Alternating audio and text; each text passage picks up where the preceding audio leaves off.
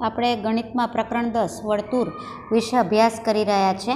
Last સેશનમાં આપણે સ્વાધ્યાય 10.3ના કેટલાક પ્રશ્નો જોયા હતા। આ ઉપરાંત આપણે એક જે વિશેષ માહિતી વર્તુળ વિશે જોઈ હતી તે ફરી પાછું એનું પુનરાવર્તન કરીશું અને એના આગળ કેટલીક માહિતી વર્તુળ વિશે આપણે ભણી ગયા છે તેનું સૌપ્રથમ હું પુનરાવર્તન કરાવીશ અને પછી આપણે આગળની કેટલીક માહિતીઓ મેળવીશું, બરાબર, અને એ આધારે આપણે દાખલા પણ ગણીશું। તો ચાલો શરૂ કરીએ આજનું સેશન। પુનરાવર્તન માટેની મુખ્ય 4 બાબતો જે આપણે ભણી ગયા છે તે અહીં યાદ રાખવાની છે। તમને સ્ક્રીન ઉપર આ બોર્ડ દેખાઈ રહ્યું છે, બરાબર।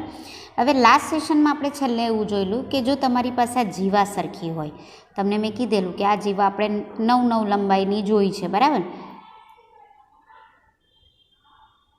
આ 10 એકમમાં 10 બિંદુઓ આવે છે આપણા, બરાબર। તો આ જે 10 કે 11 બિંદુઓ મેળવીને આપણે આ જીવાને આ જીવા સરખી લીધી છે।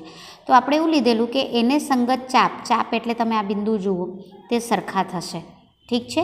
એટલે આ ચાપની લંબાઈ બંનેની સરખી થશે। પછી તમે આ ચાપ લો તો તે લઘુચાપ થશે અને આ ચાપ લો અહીંયાથી, બરાબર, આ જીવા છે, બરાબર, એનું પહેલું બિંદુ આ અને બીજું બિંદુ આ, તો આ તમારી જે ચાપ છે તે ગુરુચાપ થશે અને આ જે ચાપ છે તે લઘુચાપ થશે, ઓકે।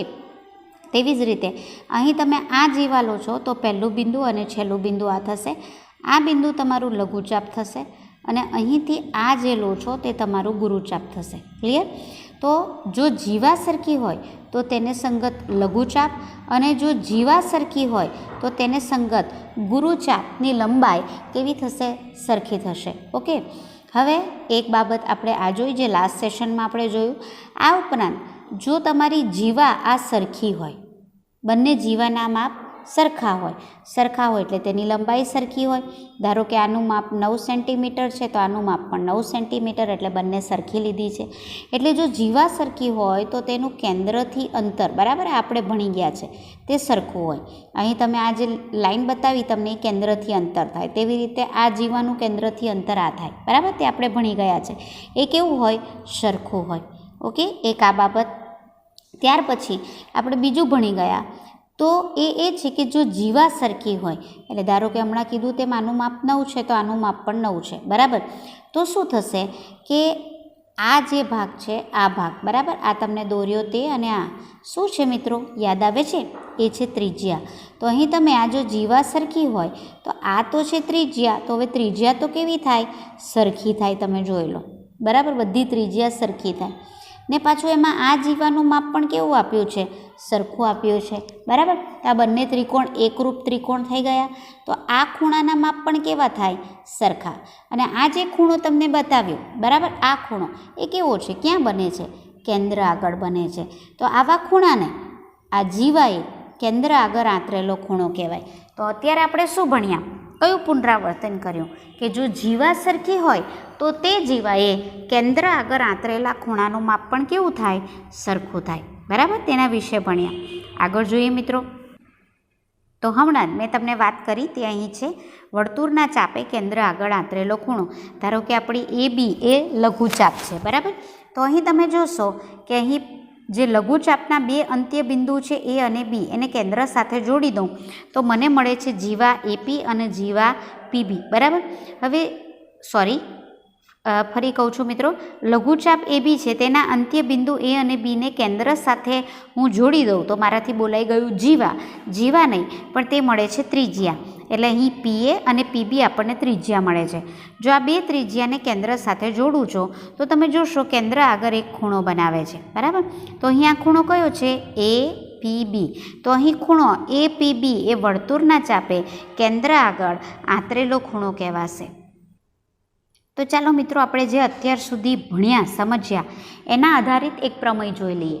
પ્રમેય થોડો મોટો છે, સમજવાનો છે। તો જુઓ મિત્રો, 10.8 પ્રમેય, તમારે આખો પ્રમેય તમારી નોટબુકમાં લખવાનો છે। વર્તુળના ચાપે કેન્દ્ર આગળ આંતરેલો ખૂણો, બરાબર। તો અહીં મેં 3 આકૃતિ બતાવેલી છે। તો અહીં તમે જુઓ વર્તુળનું ચાપ અહીં PQ આપેલું છે, તમે જુઓ આ અર્ધ વર્તુળ ચાપ છે, આ લઘુ ચાપ છે, બરાબર, અને અહીં પણ આ PQ ચાપ તમને આપેલું છે। વર્તુળના ચાપે આ તમને અહીંયા ગુરુચાપ તમે લઈ શકો, બરાબર। તો વર્તુળના ચાપે કેન્દ્ર આગળ આંતરેલો ખૂણો એટલે અહીંયા કેન્દ્ર આગળ આંતરેલો ખૂણો કયો થશે? POQ, બરાબર. અને અહીં પણ થશે કેન્દ્ર આગળ આંતરેલો ખૂણો POQ. ઓકે, કેન્દ્ર આગળ આંતરેલો ખૂણો તે ચાપે વર્તુળના બાકીના ભાગ પર. તો આ ચાપ આપણી PQ થયું, વર્તુળનો બાકીનો ભાગ કયો થયો? એ બિંદુ થયો. અહીંયા પણ એ બિંદુ થયું, આ અર્ધવર્તુળ ચાપ. આ ગુરુ ચાપ છે તો બાકીનો ભાગ કયો થયો? આ વર્તુળનો ભાગ થયો.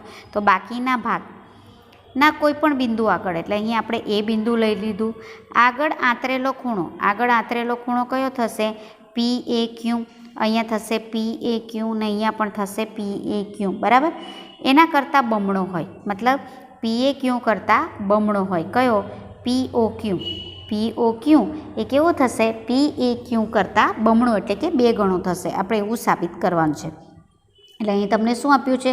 વર્તુળનું ચાપ PQ છે, કેન્દ્ર આગળ આંતરેલો ખૂણો POQ છે અને વર્તુળના બાકીના ભાગ પર એ બિંદુ આપેલું છે ને બાકીના ભાગ પર આંતરેલો ખૂણો PAQ છે, બરાબર. તો આપણે સાબિત કરવાનું છે POQ એ PAQ કરતાં 2 ગણો છે. તો જોઈએ, દરેક સ્ટેપ મિત્રો બરાબર સમજતા જજો. શું સાબિત કરવાનું છે તમને ખબર પડી ગઈ હશે. હવે તમે જુઓ, આકૃતિમાં દર્શાવ્યા પ્રમાણે આપણે 3 વિકલ્પ લીધા છે. 3 વિકલ્પ શું છે? તો પહેલામાં PQ એ લઘુચાપ છે, મેં આગળ જ કહી દીધું. બીજી આકૃતિમાં PQ એ અર્ધવર્તુળ ચાપ છે, તમે જોઈ શકો છો. અને ત્રીજી આકૃતિમાં PQ જે છે તે ગુરુચાપ છે. હવે નેક્સ્ટ સ્ટેપમાં શું કહે છે? AO ને, હવે તમે જુઓ, આ AO લાઈન છે અહીંયા, પછી આ રહી AO લાઈન અને અહીંયા AO લાઈન છે. ઓકે, હવે એને થોડી લંબાવી દીધી અને લંબાવી ત્યાં એક બિંદુ B લઈ લીધું, જોઈ લો, બરાબર. આ લાઈનને આપણે લંબાવી દીધી. હવે દરેક વિકલ્પમાં એટલે બધા વિકલ્પમાં તમે અહીં ધ્યાનથી જોશો તો BOQ, હું તમને બતાવું છું મિત્રો, BOQ. ઓકે, આ B, બરાબર, O અને Q, આ તમને જુઓ, આ BOQ બને છે, ઠીક છે. અને અહીં તમારો BOQ બને છે, અહીં તમારો BOQ આ રીતે બને છે, બરાબર. શું થશે? OAQ એટલે તમારો કયો? આ ખૂણો. અને AQO એટલે એના સરવાળા બરાબર થાય.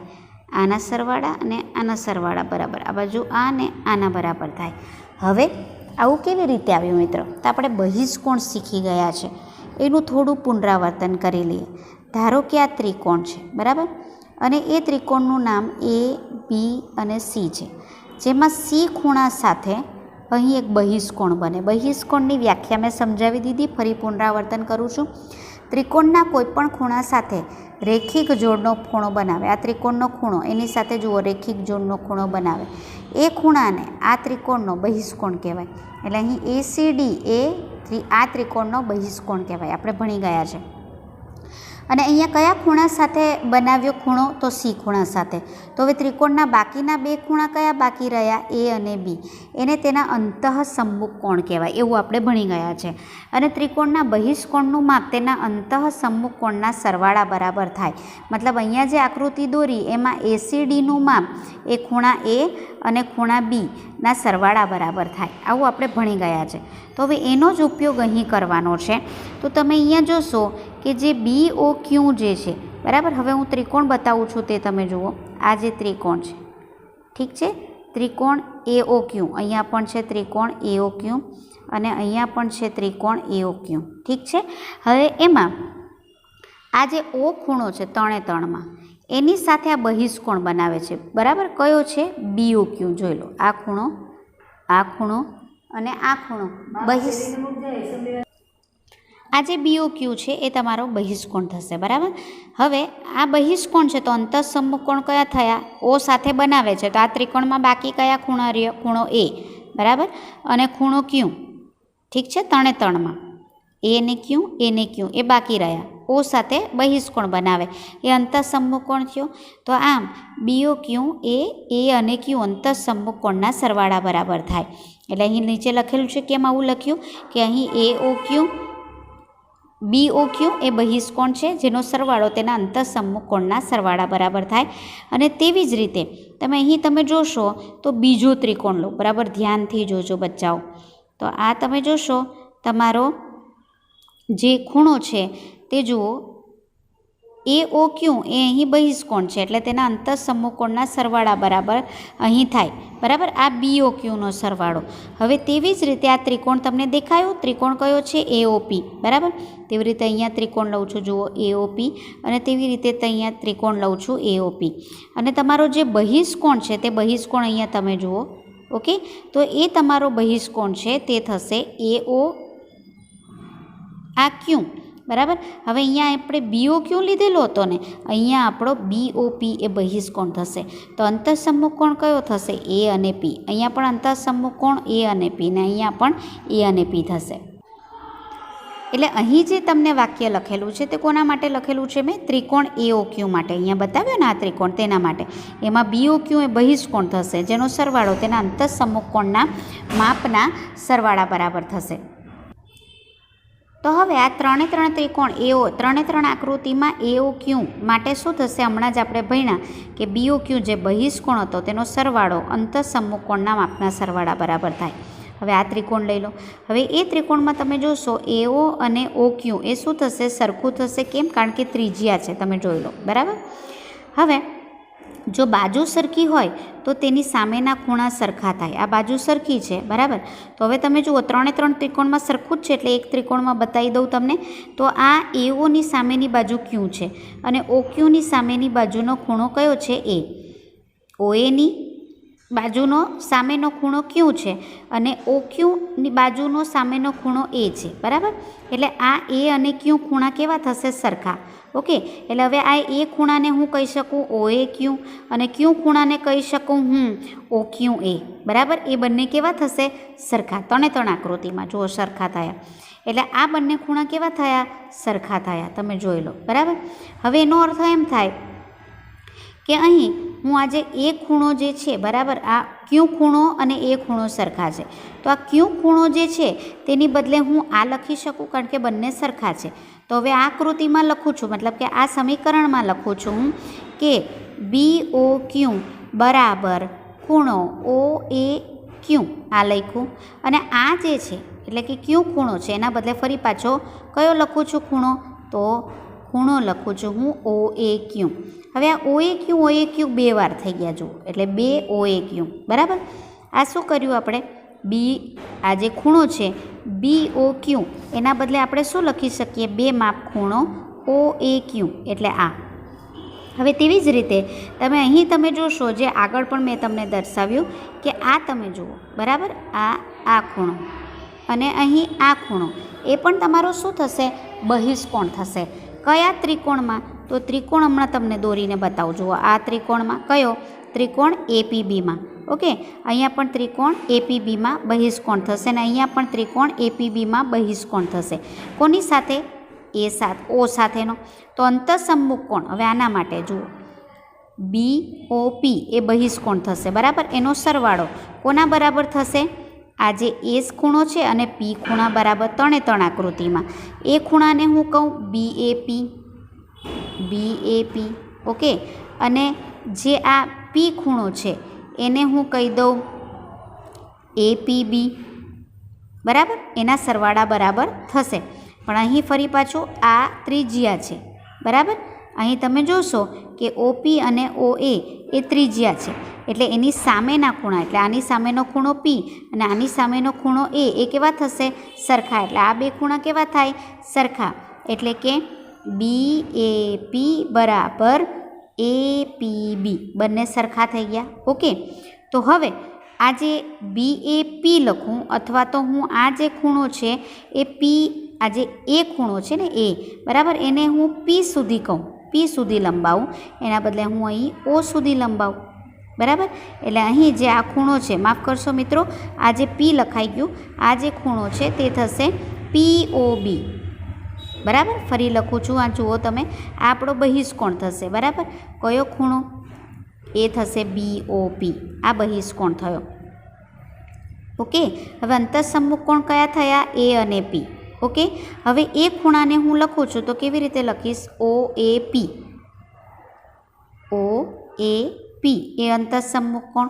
અને આ પી ખૂણાને લખું છું એને કેવી રીતે લખું? ઓ પી એ. ઓ PA એના સરવાળા બરાબર થાય. પણ આ બંને ત્રિજ્યા છે એટલે એની સામેના ખૂણા કેવા થશે? સરખા થશે. એટલે A ખૂણો ને P ખૂણો આ બંને સરખા થશે. તો આના બદલે હું આ ખૂણો લખી દઉં એટલે શું થશે? OAP અને OPA સરખા થાય. એટલે આના બદલે હવે હું આ લખી દઉં અહીંયા, બરાબર. તો શું થશે? BOP બરાબર OAP પ્લસ OAP. આના બદલે મેં OAP લખી દીધું. કેટલી વાર OAP આવ્યા? 2 વાર. એટલે BOPનું માપ કેટલી વાર થશે? 2 OAP. ક્લિયર? એ રીતે થયું. તો હવે આગળનું સ્ટેપ જુઓ. આ આપણું થઈ ગયું, બરાબર. આપણે સાબિત કરી દીધું કે BOQ બરાબર 2 OAQ અને BOP બરાબર 2 OAP. હવે આ બેનો સરવાળો કરો તો આ બાજુ પણ 2નો સરવાળો થશે, જુઓ, બરાબર. પછી મેં આ 2 કોમન કાઢી નાખ્યા એટલે શું રહેશે? OAQ અને OAP. હવે આગળનું સ્ટેપ જુઓ. હવે તમે ધ્યાનથી જુઓ. OAQ બરાબર, OAQ એટલે કયો ખૂણો થશે? આ રહ્યો, આ તમને બતાવું છું. આ અડધો, અહીંયા આ અડધો અને અહીંયા આ અડધો, બરાબર. અને બીજું છે OAP. OAP એટલે કયો? આ ખૂણો થશે, બરાબર. આ રહ્યો, આ બાજુ આ ખૂણો થશે, આ બાજુ આ ખૂણો થશે. બંને ખૂણાનો સરવાળો કરો તો તમે આ કયો ખૂણો બની ગયો? A ખૂણો. એટલે કયો ખૂણો બન્યો તમારો? એ થયો PAQ. જુઓ, બરાબર, PAQ થયો. તો આ બંનેના સરવાળા બરાબર શું લખી દઉં? PAQ. તો આપણે સાબિત કરી દીધું. જુઓ, PAQનું માપ એ આના કરતાં બમણું હોય છે. ક્લિયર? તમે જોઈ શકો છો એ બમણું હોય. હવે વિકલ્પ 3 માટે એટલે કે આના માટે તમે અહીં જુઓ PAQ થાય, બરાબર. તો હવે PAQ એ ગુરુચાપ છે ત્રીજા વિકલ્પમાં. હવે PAQનો વિપરીત કોણ? PAQ કીધો. અહીંયા PAQ અને અહીંયા PAQ અને POQ. તો અહીં ત્રીજા વિકલ્પ માટે ખાલી જે ગુરુચાપ છે, તો અહીં તમે જોશો આ ખૂણાનો આ ખૂણો એટલે કે PAQ વિપરીત કોણ છે, બરાબર. બાકીમાં કોઈ વિપરીત કોણ નથી, પણ અહીં POQનો આ વિપરીત કોણ છે. ક્લિયર? આ સમજાઈ ગયું મિત્રો? તો અહીં આપણે સાબિત કરી દીધો પ્રમેય. હવે એને થોડું પ્રેક્ટિકલી પહેલાં બોર્ડ ઉપર જોઈએ કે આપણે કર્યું તો ખરું, પણ આ સાચું છે કે નહીં. હવે એને થોડું પ્રેક્ટિકલી જોઈએ. જુઓ, અહીંયા મેં એક વર્તુળની ત્રિજ્યા લીધી, બરાબર, અને બીજી એક અહીં વર્તુળની ત્રિજ્યા લઉં છું. આ રીતે તમે જુઓ, કોઈ પણ જગ્યા પર તમે લઈ શકો છો. તો આ આપણો કેન્દ્ર આગળ આંતરેલો ખૂણો, બરાબર. આપણો પહેલો વિકલ્પ તો લઘુચાપવાળો, તે અહીં લઉં છું. આ કેન્દ્ર આગળ એટલે કે આ ચાપે કેન્દ્ર આગળ આંતરેલો ખૂણો થાય. ઓકે, આ પ્રેક્ટિકલી જોઈએ છે કે ખરેખર આ ખૂણો અહીંયા બમણો થાય કે કેમ. હવે વર્તુળના કોઈ પણ બિંદુ તમે લઈ શકો. ધારો કે મેં આ લીધો અને એની આગળ આ ચાપે, આ જે ચાપના અંત્ય બિંદુ છે તેણે આંતરેલો ખૂણો લઉં છું, બરાબર. હવે આ કોણ માપકથી માપીશ અને આ કોણ માપકથી. આના કરતાં આનું માપ જે બમણું થવું જોઈએ. હું કોણ માપકથી માપું છું તો આ જે માપ છે તમે જુઓ 50 થાય છે. અહીં આ 50 થઈ રહ્યું છે, બરાબર. એટલે આ ખૂણો 50નો થયો. કયો? વર્તુળના બાકીના ભાગ પર આંતરેલો ખૂણો. અને હવે અહીં કોણ માપક રાખી અને આ ખૂણો માપું છું તો તે તમે જોઈ શકો છો 100નો થાય છે. આ 50નો થાય છે અને આ 100નો થાય છે. તો આમ મિત્રો, આપણે જે હમણાં પ્રમેય ભણ્યા તેના પરથી સાબિત થાય કે કેન્દ્ર આગળ આંતરતો ખૂણો એ બાકીના ભાગ પર આંતરેલા ખૂણા કરતાં બમણો થાય, જે આપણે પ્રેક્ટિકલી જોયું. હવે આ તો આપણે પહેલા વિકલ્પ માટે જોયું. બીજા વિકલ્પમાં તમે જોયું હશે કે આ આખો તમારો વ્યાસ બને છે. તમે જુઓ, આ વ્યાસ બન્યો, બરાબર. અને આ બાકીના બિંદુ પર આંતરેલો ખૂણો, આ બીજો વિકલ્પ આપણો હતો તે. હવે તમે જુઓ, આ તો સીધી લીટી છે એટલે 180નો ખૂણો થાય, બરાબર. અને આ તમે માપશો તો જુઓ બરાબર 90નો ખૂણો બને છે, બરાબર. આ તમે જોઈ શકો છો 90નો ખૂણો બને છે. તો આમ બીજા વિકલ્પ માટે પણ સાબિત થઈ ગયું કે અહીંયા જે આ ખૂણો બને છે એના કરતાં આ જે છે તે અડધો થાય, અથવા આના કરતાં આ ખૂણો એટલે કે કેન્દ્રના બાકીના ભાગ પર આંતરેલા ખૂણા કરતાં કેન્દ્ર આગળ ચાપે આંતરેલો ખૂણો એ બમણો થાય. એ આપણા પ્રમેય પરથી સાબિત થયું.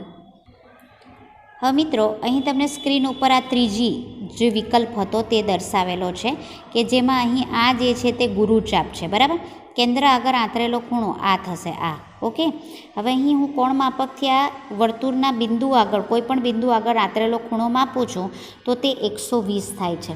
હવે મારે આ માપવાનો છે આ ખૂણો, આ વિપરીત કોણ થશે. તો વિપરીત એટલે 360માંથી આ 120 બાદ કરું તો આ 240 થશે. બરાબર, એટલે આ ખૂણો જે મળે તે 240. એના માટે મારે આખું કોણ માપક જોઈએ. બરાબર, હવે મારે આનો વિપરીત કોણ અહીંયા હું કરું. બરાબર, તો આ કેટલો આવ્યો 240. એને 360માંથી બાદ કરું તો આને આ એનો વિપરીત કોણ થશે, તો આ 120 થવો જોઈએ. તો અહીં તમે જુઓ તો આ ખૂણો હું માપું છું, જુઓ તો એ કેટલો થાય છે 120નો. એનો અર્થ એમ થયો કે આ ખૂણો 240નો થઈ ગયો. તો અહીં ખૂણો વર્તુળના બિંદુ આગળ 120નો થતો હતો અને એનો આ વિપરીત કોણ 240 થઈ ગયો. કેવી રીતે મને ખબર પડી કે આ ને આ બંનેનો સરવાળો 360 થવો જોઈએ. આ 120 છે તો આ 240 થયો. તો આ મિત્રો ત્રીજા વિકલ્પમાં પણ આપણે જોયું કે વર્તુળના કોઈપણ બિંદુ આગળ આંતરેલા ખૂણા કરતાં કેન્દ્ર આગળ આંતરેલા ખૂણાનું માપ બમણું હોય. તો આ જે આપણે પ્રમેય જોયો એના આધારે તમને 1 માર્કનો સવાલ પણ પૂછી શકે, તો એની પણ તમે તૈયારી રાખજો. હવે નેક્સ્ટ જે પ્રમેય છે તો તે જોઈએ. અહીં તમને આપેલું છે કે એક જ વૃત્તખંડમાં પ્રમેય નંબર 10.9 એક જ વૃત્તખંડમાં આવેલા ખૂણા સમાન હોય. ઓકે, હવે અહીં તમે જોઈ શકો છો કે અહીં તમને મેં એક વૃત્તખંડ બતાવેલો છે. ઓકે, ધારો કે હું આ PQ જે છે તે હું જીવા લઈ લઉં છું. આ PQ આપણી જીવા છે. તો આ જે છે તે લઘુ વૃત્તખંડ થયો, હું એ નથી લેતી. અને આ જે રહ્યો તે આપણો ગુરુ વૃત્તખંડ થયો, તે હું લઉં છું. ઓકે, તેમાં આ જે વૃત્તખંડ છે ગુરુ વૃત્તખંડમાં એમાં બે બિંદુ લઈ લઉં છું, A અને B. બરાબર, હવે એ બિંદુ આગળ આંતરેલો ખૂણો કયો છે PAQ અને વર્તુળના બીજા બિંદુ આગળ આંતરેલો કયો ખૂણો છે PBQ. તો અહીં કહે છે કે આ બંને ખૂણા કયા વૃત્તખંડમાં આવેલા છે ગુરુ વૃત્તખંડમાં. તો આ બંને ખૂણા કેવા થાય સરખા થાય એવું આપણે સાબિત કરવાનું છે. તો અહીં તમે જુઓ O કેન્દ્રિત વર્તુળ ઉપર PAQ અને PBQ એ ગુરુ વૃત્તખંડમાં આવેલા ખૂણાઓ છે અને આપણે આ બંને ખૂણા સરખા છે એવું સાબિત કરવાનું છે. તો પ્રમેય હમણાં આપણે 10.8 ભણી ગયા તે પ્રમાણે શું થશે કે આ કેન્દ્ર આગળ આંતરેલો ખૂણો થશે અને આ વર્તુળ પરના કોઈ બિંદુ આગળ આંતરેલો ખૂણો થશે. તો અહીં તમે જુઓ કે POQનું માપ કરતાં POQનું માપ એ PABના માપ PAQના માપ કરતાં બમણો થાય. ફરી જુઓ, આ જે કેન્દ્ર આગળ આંતરેલો ખૂણો છે POQ એનું માપ એ વર્તુળના કોઈપણ બિંદુ આગળ આંતરેલો ખૂણો એટલે કયો PAQ કરતાં બમણો થાય. તેવી રીતે અહીં તમે જોશો POQનું માપ આ પણ વર્તુળના બિંદુ આગળ આંતરેલો ખૂણો છે એટલે PBQ કરતાં બમણું થાય. તમે જુઓ, હવે આ બંને તો સરખા થઈ ગયા કારણ કે એક જ ખૂણો છે ને, તો આ ઓટોમેટિક બંને સરખા થઈ ગયા. બરાબર, આ બંને સરખા થઈ ગયા એટલે બંને ભાગળથી બે કેન્સલ કરો તો PAQ અને PBQનું માપ સરખું થાય. જેમ કે હું તમને આંકડાથી બતાવું, હમણાં તમને પ્રેક્ટિકલી પણ બતાવીશ એટલે તમને આઈડિયા આવી જશે.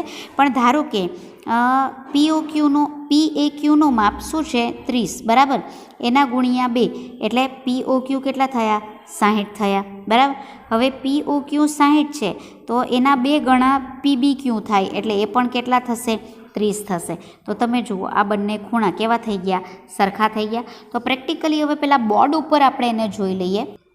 તો ચાલો આ પ્રમેયને આપણે પ્રેક્ટિકલી જોઈએ. તમે જોઈ શકો છો અહીં મેં જે વર્તુળના એક બિંદુ આગળ આ રીતે એક ખૂણો બનાવેલો છે. બરાબર, અને આ વર્તુળના બીજા બિંદુ આગળ આવી રીતે ખૂણો બનાવું છું. આ ગુરુ વૃત્તખંડમાં કોઈ પણ બિંદુ આગળ તમે આ ખૂણા લઈ શકો. ઓકે, તો અહીં તમે જુઓ અહીં મેં 2 ખૂણા બતાવેલા છે. કેન્દ્ર આગળ બતાવવાની જરૂર નથી, આ 2 ખૂણા સરખા છે એવું આપણે બતાવવાનું છે. અને આ 2 ખૂણા જ લેવાના એવું નહીં. જો મેં અહીંયા ત્રીજો ખૂણો પણ લઈ રહી છું. ગુરુ વૃત્તખંડમાં તો આટલા બધા બિંદુ છે ને, એમાંથી ગમે ત્યાં લઈ શકો. જેમ કે મેં ફરી પાછું આ બિંદુ આગળ લીધું છે, તમે જોઈ શકો છો. એટલે મેં આ 3 ખૂણા છે તો ગુરુ વૃત્તખંડમાં 3 ખૂણા કેવા થવા જોઈએ સરખા. 3 જ હોય એવું નહીં, અહીંયા જેટલા ખૂણા બનશે બધા સરખા હશે. તો હવે આપણે એને કોણ માપકથી માપીએ. આ ખૂણો અને આ ખૂણો એ સરખા થવા જોઈએ.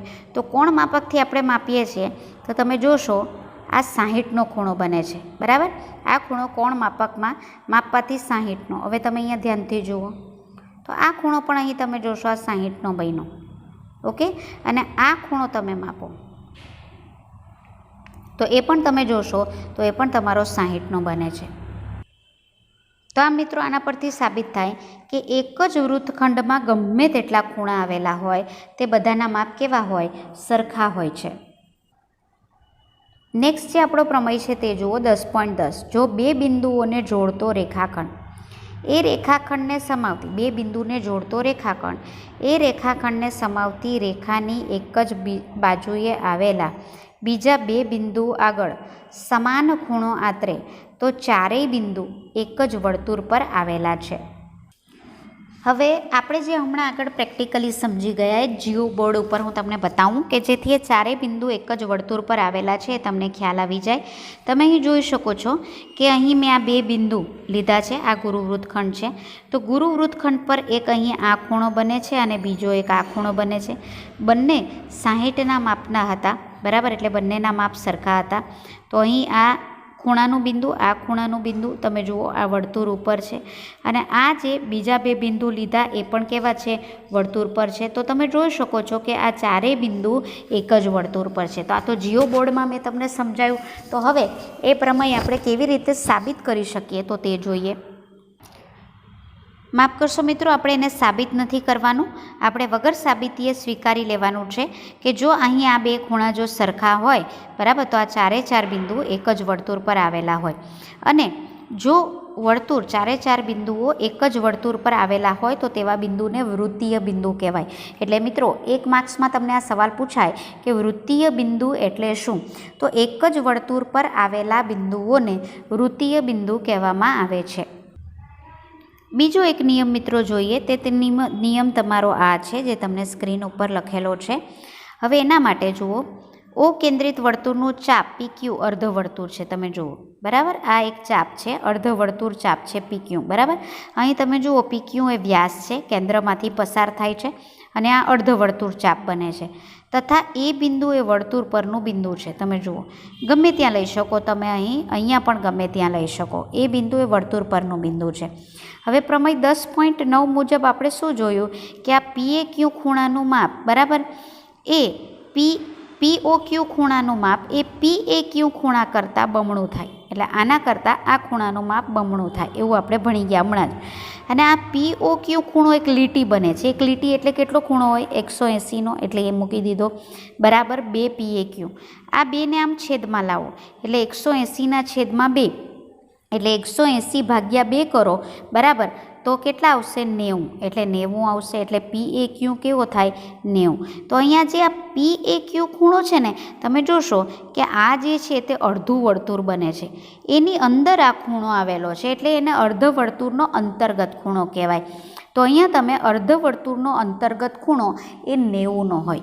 તો બચ્ચાઓ આનો આપણે 10મામાં પણ ઉપયોગ કરીશું અને હમણાં પણ તમને પૂછી શકે એવો સવાલ છે, એટલે યાદ રાખજો કે અર્ધવર્તુળનો અંતર્ગત ખૂણો હંમેશા કાટખૂણો હોય છે।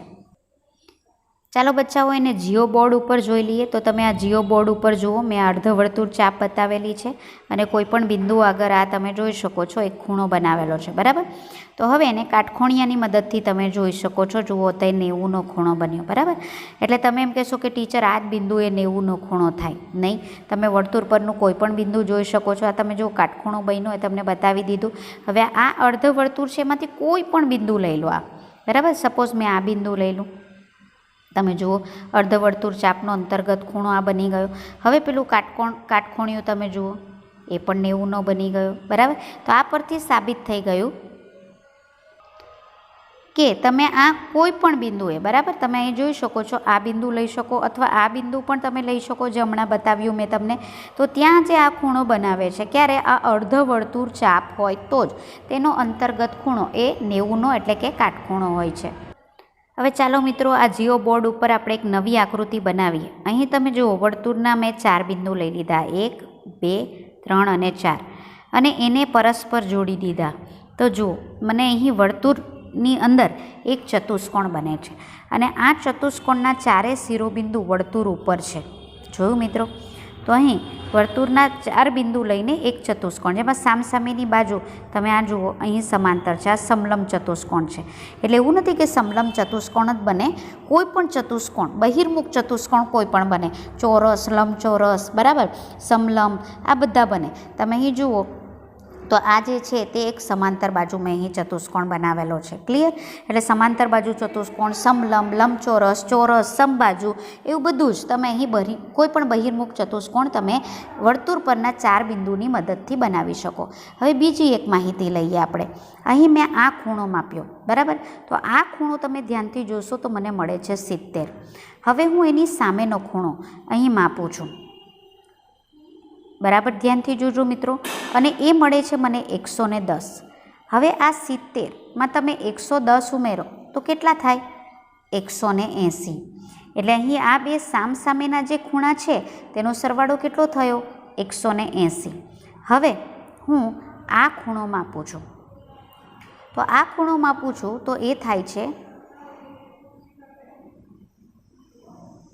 95. આ જે ખૂણો બન્યો એ થયો 95. હવે એની સામેનો ખૂણો એટલે આ ખૂણો, તે હું માપું છું, બરાબર, તો તે ખૂણો થયો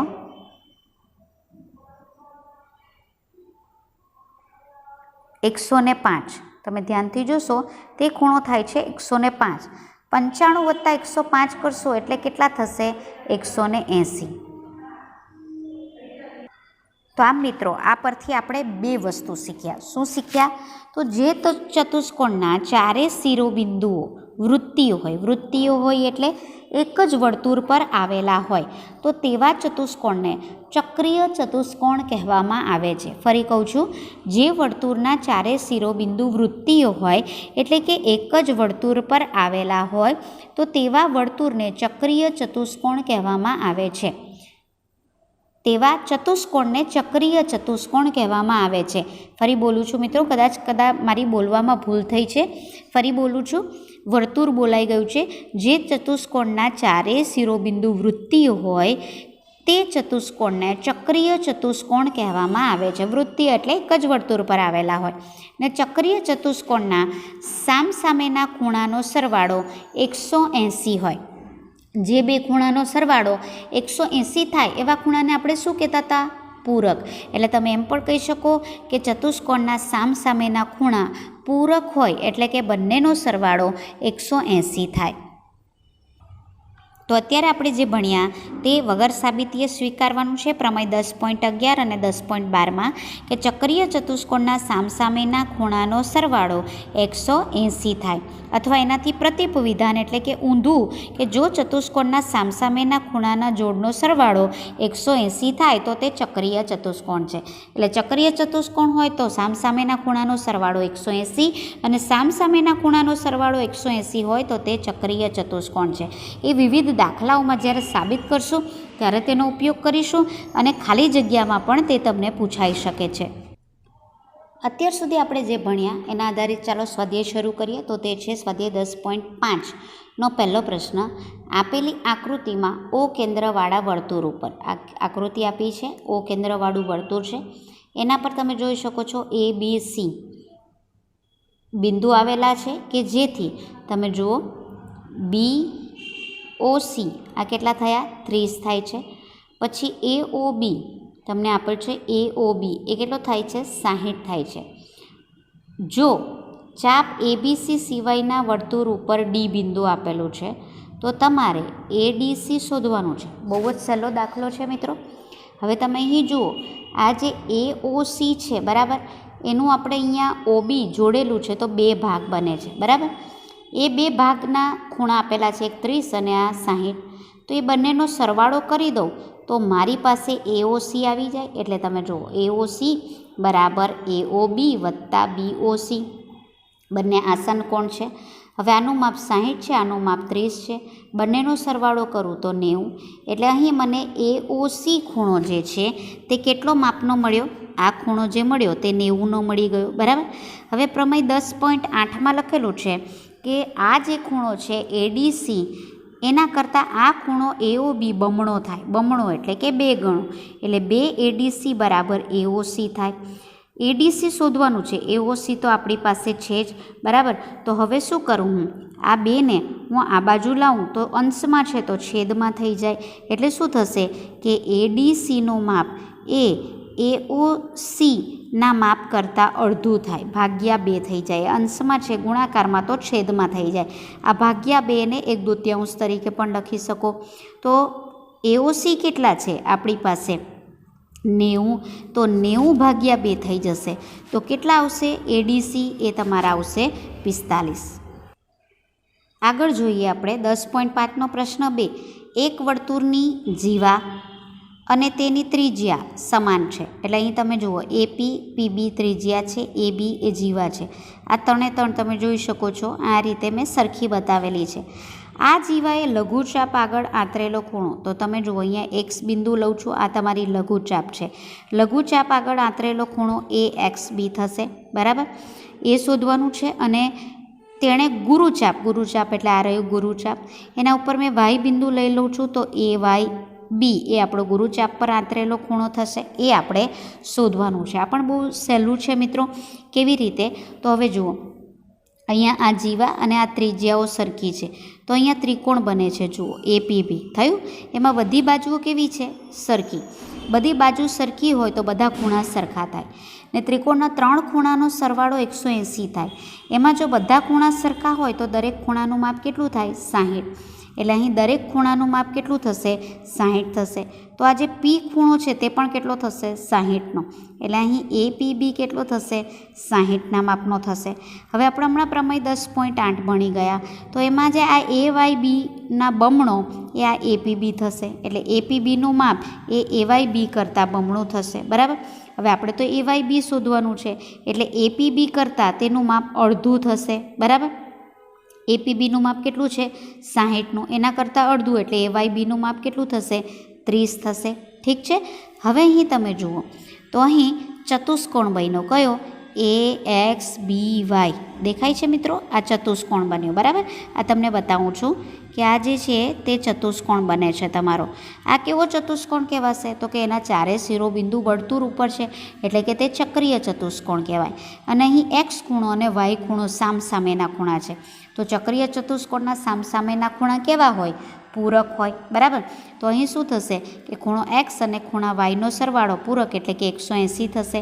એમાંથી આ વાય ખૂણો આપણે હમણાં જ શોધ્યો કે તે 30નો છે, તો એક્સ ખૂણો શોધવાનો છે ને સરવાળો 180 છે. આને આમ લઈ જાઓ તો પ્લસ છે તો માઇનસ થઈ જશે. માટે એક્સ ખૂણાનું માપ કેટલું થશે, આ 150. આમ વાય આગળ તે 60નો, વાય આગળ તે 30નો અને એક્સ આગળ તે 150નો ખૂણો બનાવે છે. નેક્સ્ટ દાખલો જોઈએ મિત્રો. તો અહીં જુઓ આપેલી આકૃતિમાં પી ક્યુ આર 100 છે, જોઈ લો પી ક્યુ આર 100 છે. જ્યાં પી ક્યુ આર અને પી ક્યુ અને આર ઓ કેન્દ્રવાળા વર્તુળ પરના બિંદુઓ છે.